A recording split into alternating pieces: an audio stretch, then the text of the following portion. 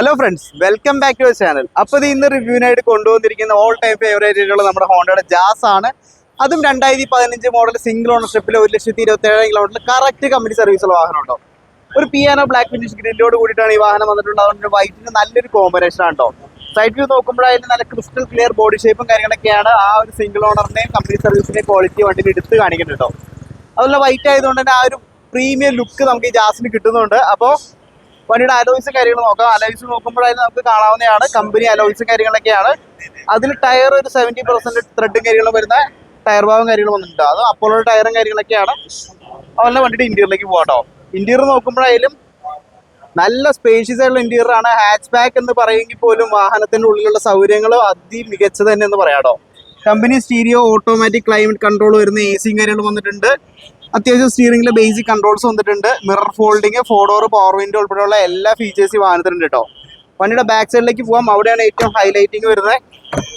Back side നോക്കുമ്പോഴായാലും നല്ലൊരു SUV segment വാഹനത്തിൽ വരുന്ന സ്പേസും കാര്യങ്ങളൊക്കെ ഇവിടെ വന്നിട്ടുണ്ട്. അത്യാവശ്യം നല്ല ഹെഡ് റൂമും ലെഗ് റൂമും വരുന്ന നല്ലൊരു വാഹനമാണ് ജാസ്.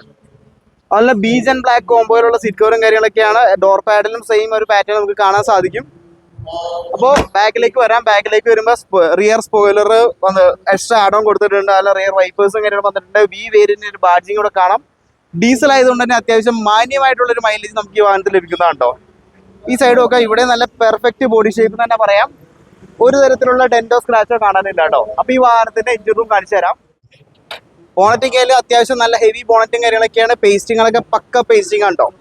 വേറെ ഒരു തരത്തിലുള്ള ആക്സിഡന്റോ കാര്യങ്ങളോ സംഭവിച്ചിട്ടില്ല. ബോഷിന്റെ ബാറ്ററിയും കൊടുത്തിട്ടുണ്ട്.